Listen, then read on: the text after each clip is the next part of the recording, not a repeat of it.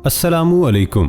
کیا خواب کے ذریعے آنے والے حادثات کا انکشاف ہو سکتا ہے، یا آنے والے وقت کی پیش گوئی کی جا سکے، یا پھر وہ کچھ جان لیا جائے جو جانتے ہی نہیں؟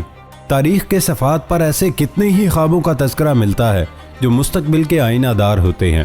ان خوابوں میں خواب دیکھنے والے کے مستقبل کا انکشاف ہی نہیں ہوتا، بلکہ بعض اوقات یہ خواب پورے معاشرے پر اثر انداز ہوتے ہیں۔ آج کی ویڈیو میں ہم ایسے ہی واقعات کا ذکر کریں گے جن کا تاریخی اور تحریری ریکارڈ موجود ہے۔ دوستو، ویڈیو کی جانب بڑھنے سے پہلے ہمارے چینل ریئلٹی فیکٹس کو سبسکرائب کرنا مت بھولے۔ ویڈیو اگر اچھی لگے تو ویڈیو کو دوسروں کے ساتھ شیئر کرنا مت بھولے۔ آج کا دور سائنسی علوم و فنون سے معمور ہے، اور وہی بات مرتبہ تصدیق کو پہنچتی ہے جو دلیل اور ثبوت کے ساتھ پیش کی جائے۔ موجودہ سائنس کے تحت بھی خواب پر کافی ریسرچ کی جا رہی ہے۔ خواب کے دوران جسم پر ہونے والے تغیرات سائنس کا بنیادی موضوع ہیں۔ مختلف تجربات سے یہ بات پایہ ثبوت کو پہنچ چکی ہے کہ خواب کا ہماری زندگی کے جذبات و احساسات سے تعلق ہوتا ہے، اور اگر ان پر توجہ دی جائے تو ان کے ذریعے ہم پر ان مسائل قبل از وقت انکشاف بھی ہو سکتا ہے جو مستقبل میں ہم پر حملہ آور ہو سکتی ہیں۔ لیکن کیا خواب کے ذریعے آنے والے حادثات کا انکشاف ہو سکتا ہے، یا آنے والے وقت کی پیشگوئی کی جا سکے، یا پھر وہ کچھ جان لیا جائے جو جانتے ہی نہیں؟ تاریخ کے صفحات پر ایسے کتنے ہی خوابوں کا تذکرہ ملتا ہے جو مستقبل کے آئینہ دار ہوتے ہیں۔ ان خوابوں میں خواب دیکھنے والے کے مستقبل کا انکشاف ہی نہیں ہوتا، بلکہ بعض اوقات یہ خواب پورے معاشرے پر اثر انداز ہوتے ہیں۔ سب سے پہلے ہم بات کریں گے کراکاٹوا جزیرہ اور بوسٹن گلوب۔ آتش فشاں پہاڑ کے ایک زبردست دھماکے نے جزیرہ پیرلیب کو ہوا میں اچھال دیا۔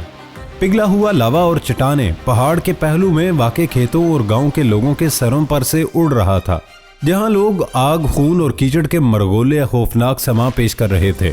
ارد گرد سمندر کا پانی خوفناک آواز کے ساتھ جزیرے میں داخل ہو رہا تھا۔ آگ و خون، لوگوں کی چیخو پکار اور سمندر کے جوار بھاٹا کی خوفناک آوازوں سے بائرن سام اچانک نیند سے ہڑبڑا کر جاگ اٹھا۔ یہ 27 اگست 1883 کی رات تھی۔ اخبار بوسٹن گلوب کی خبروں کی وصولی کے کمرے میں نصب شدہ کلاک میں رات کے 3 بج رہے تھے۔ اس دہشت ناک خواب نے رپورٹر بائرن سام کو کسی حد تک مخبوط الحواس بنا دیا۔ اسے لوگوں کی چیخو پکار اب بھی صاف سنائی دے رہی تھی، جو سمندر کے کھولتے ہوئے پانی میں دھکیلے جا رہے تھے، جس میں وہ بری طرح تڑپ رہے تھے۔ اسے وہ تمام منظر اس طرح دکھائی دے رہا تھا جیسے وہ ہوا میں معلق ہو گیا ہو۔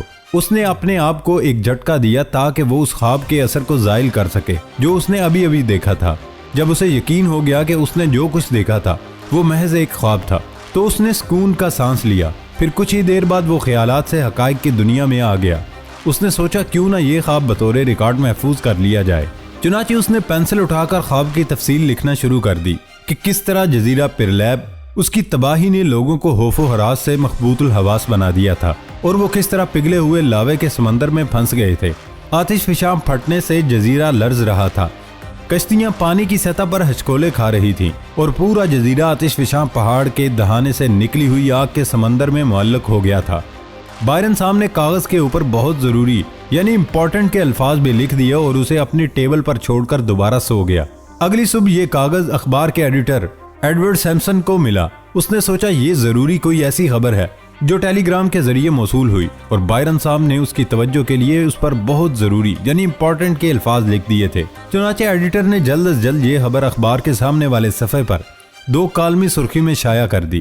اس خبر نے ساری دنیا میں تہلکہ مچا دیا، اور بوسٹن دھڑا دھڑ فروخت ہونے لگا، کیونکہ یہ خبر صرف اسی اخبار نے شائع کی تھی۔ ایڈیٹر نے یہ خبر ایسوسی ایٹڈ پریس کے حوالے کی، جس نے اسے ساری دنیا میں پھیلا دیا۔ 29 اگست 1883 کو دنیا کے تمام اخبارات کی خبر یہی تھی، لیکن بوسٹن گلوب کے لیے یہ خبر درد سر بن گئی، کیونکہ کئی ایک اخبارات نے اس خبر کی مزید تفصیلات طلب کی جو کہ ایڈیٹر کے پاس موجود نہ تھی۔ جاوا کے جزیرے سے کوئی براہ راست تعلق بھی قائم نہ تھا۔ اسی شام بوسٹن کا ایڈیٹر سام سے ملا۔ سام نے نہایت شرمساری سے بتایا کہ وہ سنسنی خیز خبر دراصل ایک خواب تھی۔ واسٹ لائبریری نے بتایا کہ جاوا کے قریب پیرلیب نامی کا کوئی جزیرہ موجود نہیں۔ چنانچہ ایسوسی ایٹڈ پریس کو بھی اپنی جان بچانی مشکل ہو گئی۔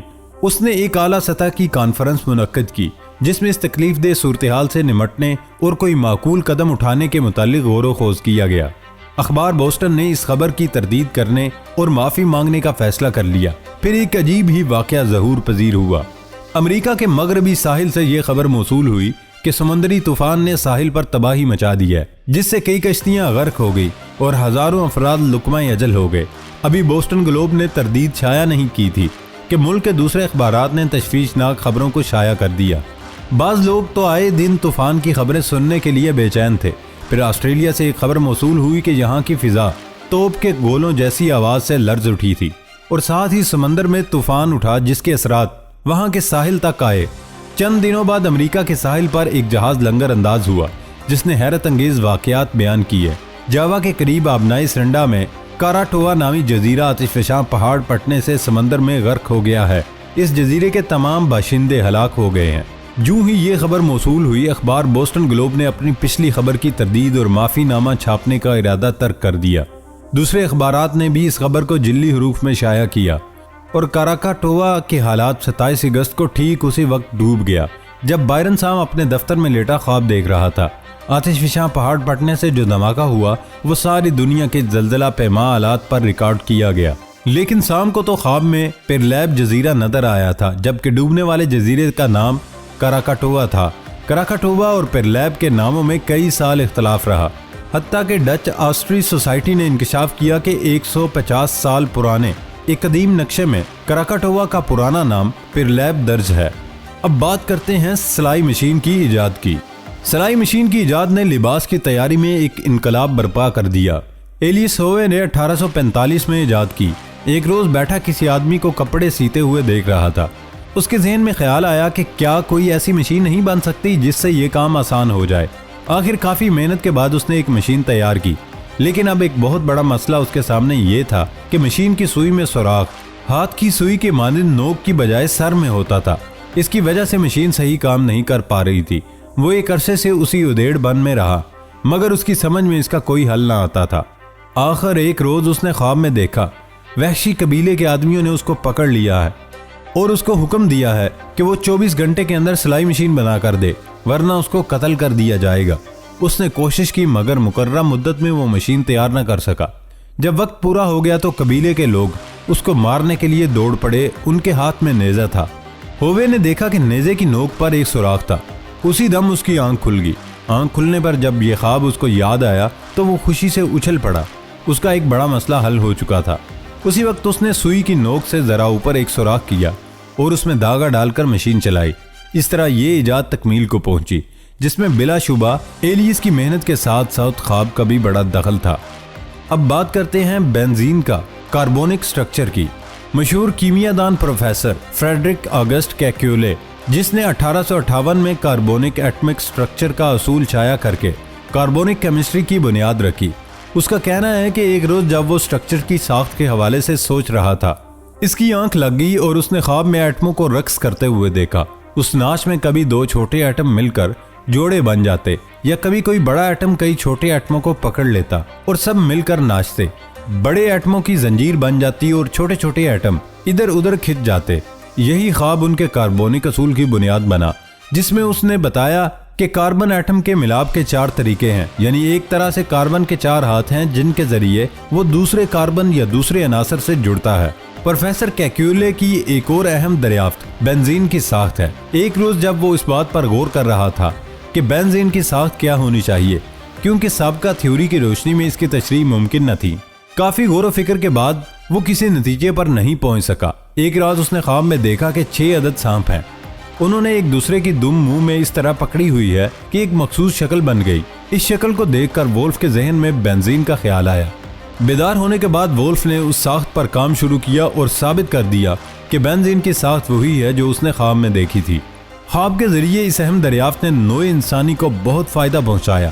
اس کی بدولت اس وقت بہت سی ادویات میں بنزین کے کیمیائی مرکبات مستعمل ہیں۔ دوستو، تاریخ کے صفحات پر ایسے کتنے ہی خوابوں کا تذکرہ ملتا ہے جو مستقبل کے آئینہ دار ہوتے ہیں۔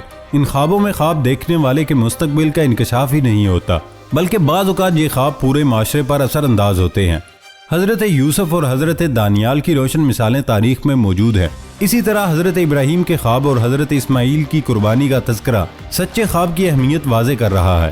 لیکن سائنسدانوں کی نظر میں یہ سب روایتیں ہیں، لیکن خواب سے متعلق اوپر دیے ہوئے تمام واقعات کا تاریخی اور تحریری ریکارڈ موجود ہے۔ اور ان سائنسدانوں نے اعتراف بھی کیا ہے کہ انہیں اپنی ایجادات کا خیال ان خواب سے ہی آیا۔ دوستو یہ تھی ہماری آج کی ویڈیو۔ نئی ویڈیو آنے تک اجازت دیں۔ اللہ حافظ۔